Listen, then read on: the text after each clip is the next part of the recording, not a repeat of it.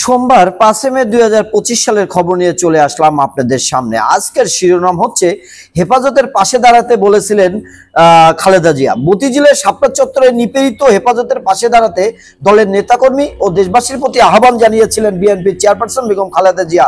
জানা যায় 2013 সালের 5 মে যখন হেফাজত ইসলাম নেতাকর্মীরা শাপলা চত্বরে অবস্থান নেন এবং সরকার যখন তাদের উপর বর্বর নিপীড়ন শুরু করে তখন তিনি এই আহ্বান জানিয়েছেন। হাসনাতের উপর হামলা, এনসিপির বিক্ষোভ। গাজীপুর নগর চান্দনা চৌরাস্তা এলাকায় গাড়িতে হামলা ঘটায় আহত হয়েছেন জাতীয় নাগরিক পার্টি এনসিপির দক্ষিণাঞ্চলের মুখ্য সংগঠন হাসনাত আব্দুল্লাহ। কাতারের উপপ্রধানমন্ত্রীর সঙ্গে সাক্ষাৎ সেনাপ্রধানের। মানবিক করিডোর নিয়ে চুক্তি হয়নি। রাখাইনের মানবিক করিডোর চালুর বিষয়ে কোনো চুক্তি হয়নি বলে জানিয়েছেন বাংলাদেশ জাতীয় নিরাপত্তা পরিষদের উপদেষ্টা।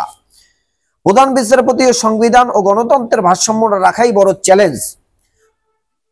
চলে গেলেন ব্যারিস্টার রাজ্জাক। নির্বাচন ইস্যুতে তৎপর বিদেশিরা।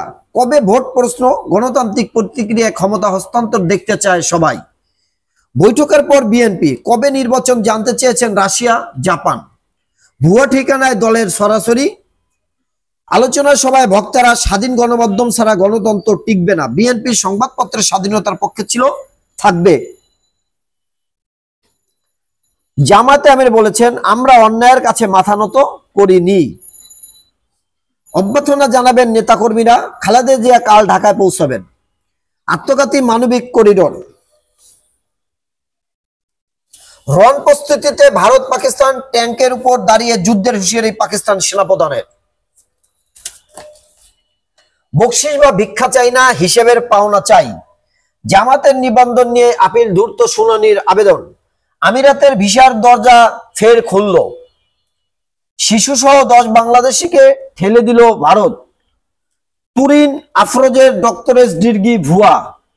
আন্তর্জাতিক অপরাধ ট্রাইব্যুনালের আইসিটি সাবেক প্রসিকিউটর ব্যারিস্টার তুরিন আফরোজের ডক্টরেট ডিগ্রি ভুয়া। তিনি পিএইচডি সম্পন্ন করেননি, এমনটাই লিখিতভাবে নিশ্চিত করেছেন সিডনির university of New South Wales. বিদেশি বিনিয়োগ 6 বছরের মধ্যে সর্বনিম্ন। 4 বছরের সংসদ চায় না 12 দলীয় জোট। দাবির সাবেক 2 ভিসি সহ 13 জনের বিরুদ্ধে মামলা। বিভৎস খুনের হিড়িক। স্বামী স্ত্রীর মধ্যে সামান্য কথাকাটি থেকে যে দাম্পত্য কলহ হচ্ছে তা গড়াচ্ছে খুনাখুনিতে। আবার সাংসারিক অশান্তির কারণে অনেক অভিভাবক নিজের সন্তানকে নৃশংসভাবে খুন করছে। শিউরে ওঠা এসব হত্যাকাণ্ডের বিভৎস সবকিছুতে ছাড়িয়ে যাচ্ছে। এসব হত্যাকাণ্ডের ধরন বিশ্লেষণ করে দেখা যায়, ধারালো অস্ত্র দিয়ে মৃত্যুদেহ কয়েক টুকরো করে মাটি চাপা দেওয়া হয়। চিকিৎসা ব্যয় বহনে বছরে গরিব হচ্ছে 50 লাখ মানুষ। চিন্ময়ের জামিন বাতিল ও ফাঁসির দাবিতে বিক্ষোভ। 2 এপিএসপিওর বিরুদ্ধে দুদকের অনুসন্ধান। 16 বেসরকারি বিশ্ববিদ্যালয়ের বিরুদ্ধে ব্যবস্থাপনার নির্দেশ। মাতারবাড়ি ও মোংলা হবে শিপিং হাট। মিজোরামে বাংলাদেশি বংশোদ্ভূত 2 মার্কিন নাগরিক গ্রেপ্তার। কি হবে শতবর্ষী গাছগুলার। যশোর বেনাপোল সড়কের শতবর্ষী ঝুঁকিপূর্ণ গাছ ও ডালপালা কাটার নির্দেশ দিয়েছে জেলা পরিষদ। সম্প্রতি জেলা পরিষদ প্রধান নির্বাহী কর্মকর্তা আসাদুজ্জামান স্বাক্ষরিত এক চিঠিতে নির্দেশ দেওয়া হয়। প্রিয় দেশবাসী, ব্যস্ততার কারণে যারা আপনারা দেশের সংবাদ জানতে পারেন না, পত্রিকার খবর পড়তে পারেন না, তাদের জন্য আমার এই চ্যানেলটি করা। আপনারা চ্যানেলটির মাধ্যমে প্রতিদিন সংবাদপত্রের শিরোনাম পাবেন। আসসালামু আলাইকুম।